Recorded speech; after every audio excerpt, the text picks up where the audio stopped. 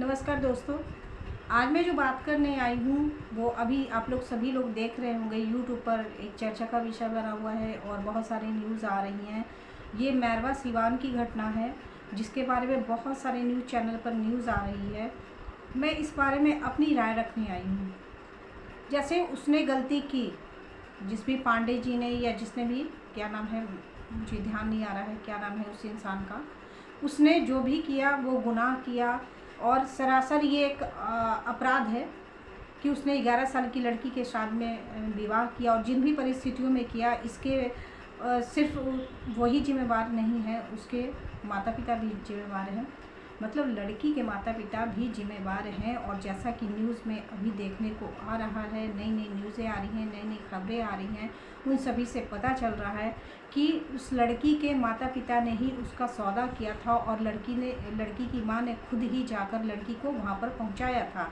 उसके बाद उस इंसान ने उसे पढ़ाई का और भी बहुत तरह की चीज़ों का भरोसा दिलाया था कि वो पढ़ा लिखा कर कुछ बना देगा उसे, लेकिन उस आदमी ने उस लड़की से शादी कर ली और उसके बाद वो उसे हनीमून पर लेकर गया, जिसके बाद उसकी फ़ोटो वायरल हुई और उसके बाद ये लोगों के संज्ञान में आया। लोगों ने जाना कि इस तरह की कोई घटना हुई है। इस बारे में बहुत तरह की बातें हो रही हैं, बहुत सी बातें हो रही हैं। सिर्फ उस इंसान पर दोष दिया जा रहा है कि उसने गलती की, कि उसने शादी कर ली। लेकिन मैं यहाँ ये कहना चाहूँगी कि उस इंसान ने तो जो गलती की वो एक राक्षसी प्रवृत्ति उसने दिखलाया कि अपनी बेटी से भी कम उम्र की लड़की के साथ उसने शादी कर ली और उसके बाद ढिठाई इतनी कि वो खुलेआम आकर मीडिया पर कहता है कि उसने गलती नहीं की है और उसके माँ बाप की रजामंदी से यह सब कुछ हुआ है। अगर माँ बाप किसी को भी जाकर दे देंगे किसी को, तो वो क्या ऐसी हरकत उनके साथ करेगा? तो वो खुलेआम, उसने तो अपराध किया ही और उसकी सज़ा भी उसे मिलेगी ही।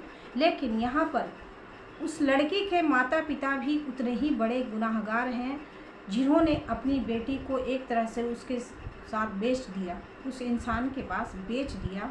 ऊपर से उनका जो कास्ट है वो अभी सबसे ज़्यादा चर्चा का विषय बना हुआ है कि ब्राह्मण लोग जो कहते हैं कि कन्याओं का उद्धार करते हैं, तो इन महाशय ने सचमुच ही उद्धार कर दिया, किसी गरीब की बेटी का उद्धार कर दिया उससे शादी करके।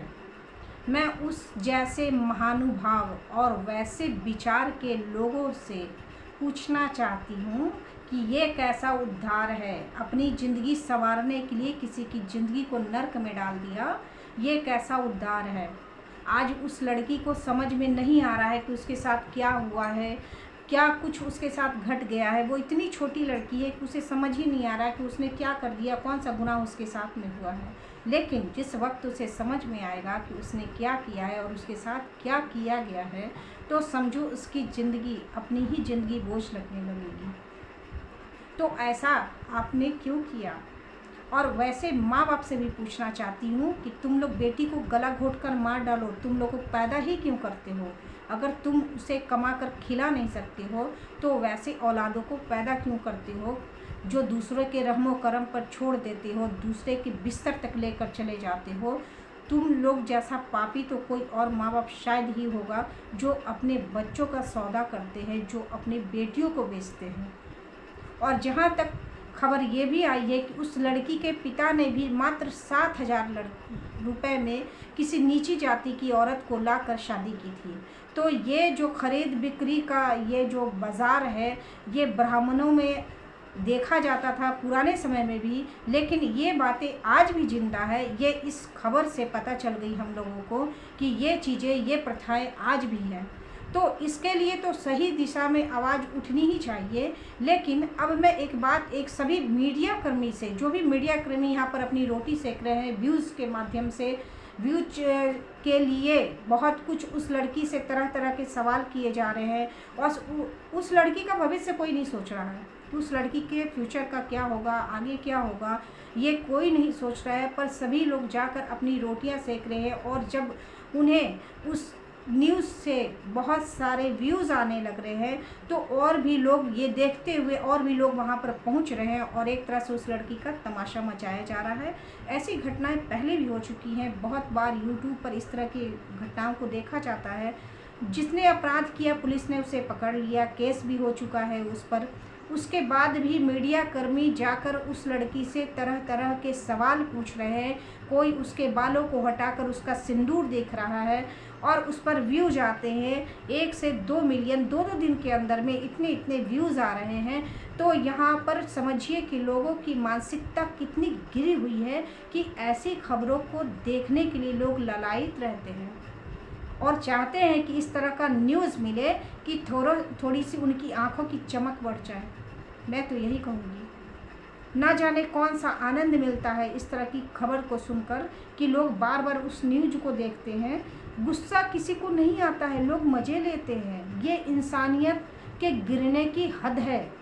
इस मैटर से गुस्सा चंद लोगों को ही आ रहा है, पर बाकी लोग जितने भी लोग देख रहे हैं उस न्यूज़ को और व्यूज़ बढ़ा रहे हैं, वो सिर्फ मज़े लेने के लिए ऐसा कर रहे हैं। उन्हें मज़ा आ रहा है ये न्यूज़ देखकर, और इसी के कारण फिर कुछ ऐसी ही घटना फिर से एक बार हो जाएगी और फिर मीडियाकर्मी वहाँ भी दौड़ पड़ेंगे।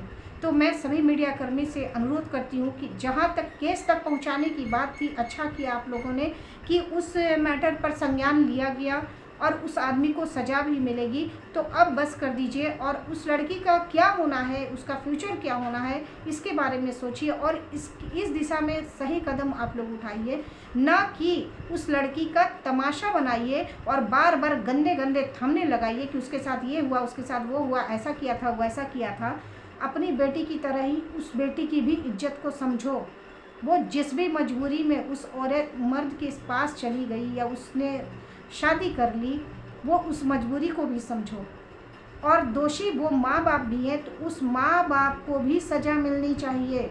सिर्फ उस इंसान को नहीं, उस माँ बाप को सज़ा मिलनी चाहिए। और बेटी को किसी ऐसी हाथों में सौंपो जहाँ पर उसका भविष्य निश्चित हो।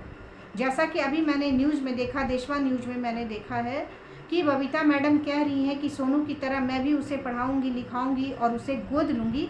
अच्छी कदम है, ये अच्छा कदम है, आपका सार्थक कदम है, लेकिन सच्चाई पर उतरना होगा इसके लिए और आपको सही मायने में जाकर उसे गोद लेना होगा। और मीडिया की नज़र से और जो गांव वाले हैं जो गंदी नज़र रख रहे होंगे इस वक्त इस खबर के बाद, तरह तरह की बातें कर रहे होंगे, गंदे गंदे उस पर इल्ज़ाम लगाए जा रहे होंगे, गंदी बातें उसके बारे में की जा रही, इन सब से आप बचा सकती हैं। आप उसे बचाकर पटना ले आइए, अपने पास रखिए उसे और जितना हो सके उसकी मदद करिए। और बहुत जल्द हो सकता है कि मैं भी इन सभी लोगों से मिलने वाली हूँ और मिलूँगी भी।